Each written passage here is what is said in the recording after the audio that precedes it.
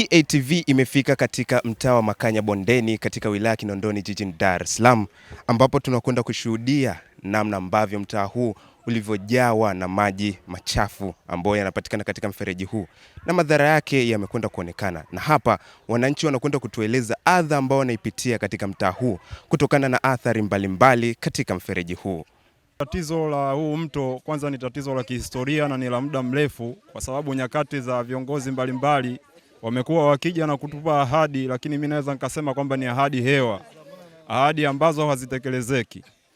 Na jambo kubwa zaidi na la kuhuzunisha ni kwamba madhara yanayotokana na mto huu kuhama kina na kuingia kwenye makazi ya watu, hasa katika nyakati za mvua, madhara yake ni makubwa ambayo nitaweza kuyabainisha miongoni. Mvua zinaponyesha, mafuriko huambaa kwenye mazingira ya watu na kusababisha watoto wasiende shule, wakina mama washinde kwenda kupata huduma za hospitali. Kwa hiyo changamoto ni nyingi. Pia madhara mbalimbali ya magonjwa ya mlipuko kutokana na maji machafu ambayo yanaambatana na vinyesi na vitu vya namna hiyo ambavyo vimekuwa vikileta madhara katika eneo letu. Kwa kweli nikizungumzia kwa upande wa serikali, tushafuatilia maeneo mengi. Serikali ya mtaa hili jambo inalijua, wilayani tumefuatilia hili jambo wanalifahamu, lakini ahadi mpaka leo hii zimekuwa hazitekelezeki. Jambo kubwa tunalolihitaji sisi ni kwamba waweze kuja watu wa serikali watafute njia mbadala ya kuhakikisha mto huu unajengewa kingo haraka iwezekanavyo, kwa sababu ni miaka zaidi ya 20 au 10 na kitu mpaka leo hii tunapewa ahadi tu, na ahadi zenyewe ni hewa. Kwa hiyo kwa kweli inasikitisha ukizingatia tupo karibu na wilaya na tunashindwa kupata huduma za kijamii kutokana na kadhia ya mto huu. Ni jambo la kuhuzunisha sana wakati tupo karibu na wilaya na maendeleo siku zote yanaanzia wilayani, lakini cha kushangaza sisi ndo tumekuwa watu ambao ni wahanga wa kila siku. Nyumba zinabomoka kila kukicha kutokana na huu mto, madhara yake. Kwa kweli mimi nazungumza kwa huzuni sana. Kwanza tunaishukuru serikali kwa kutuletea maji, umeme, ila tuna shida kubwa. Yaani shida yetu kubwa ni mfereji mdogo. Mfereji mdogo huu unategemea sana viroba vya matakataka, vikipangwa ndio inakuwa kama msaada kwetu. Sasa kipindi cha mvua vinalemewa na maji, vinaondoka, kwa hiyo maji yanakuja mitaani huku. Kwa hiyo tungeiomba serikali itusikie kilio chetu. Kama hawatoingiza kwenye mfereji mkubwa, usije kwenye mto mkubwa maji yasimwagike mitaani, basi watujengee kama walivyojenga mto Ng'ombe. Ndio kilio chetu, maana watoto wanashindwa kwenda shule, tunashindwa kufanya shughuli zetu za msingi, nyumba zinabomoka, maradhi kama unavyoona vitu vishika tawanyika mitaani, maji machafu na mlipuko wa magonjwa unakuepo. Kwa hiyo tunaomba hivyo serikali tusaidie. Kwa kweli maji yanaoingia ni maji machafu ambayo maji ya chooni.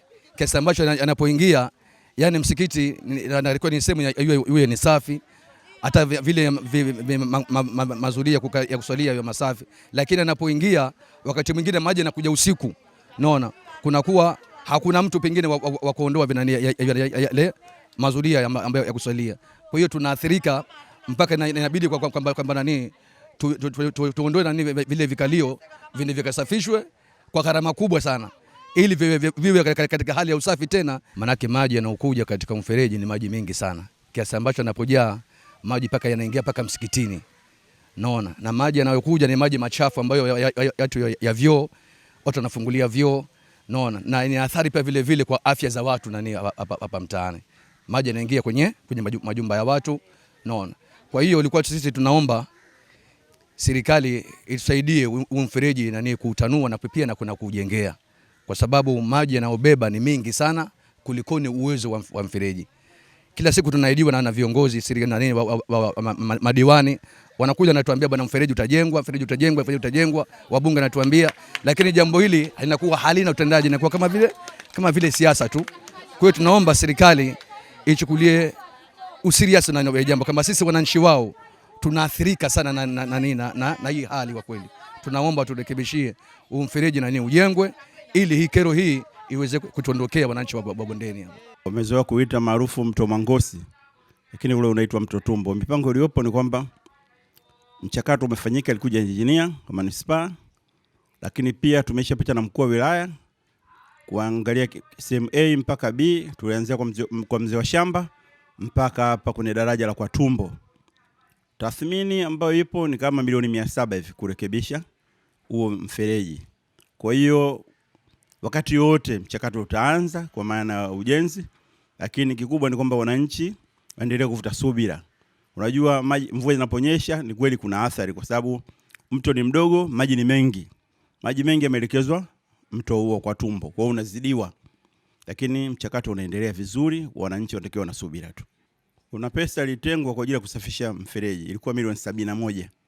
Lakini kaonekana hapana, kusafisha mfereji ni hela nyingi. Ikatumika kama milioni 21 na kama milioni 22 kwenye account, kuna milioni 47 ambayo iko kwenye account. Kwa hiyo haitoshi kuanza kuchimba na kutanua mfereji kwa maana kujenga kingo. Kwa hiyo bajeti iliyopo ni karibu milioni 700. Lakini pia tumeshauri ziko nyumba ambazo zinatakiwa zifidiwe pale, ili mfereji usiende mpaka msikitini, upitie hapa, utokee hapa karibu na Lasco. Kwa hiyo wananchi wavumilie mchakato. Unajua mambo ya serikali ni hatua kwa hatua, kama ambavyo walifanya subira kwenye mto Ng'ombe. Ni muda mrefu, lakini sasa mto Ng'ombe umekamilika. Wanaoishi maeneo yale ni mashahidi kwamba wanapita bila matatizo. Mvua itanyeshe vipi, mtu analala akiwa na usalama na amani. Nyuma yangu ni daraja la Tandale kwa Tumbo, ambapo ndio unapokatiza mfereji huu katika mtaa wa Makanya Bondeni, ambao umekuwa ukiwaathiri wakazi wa maeneo haya.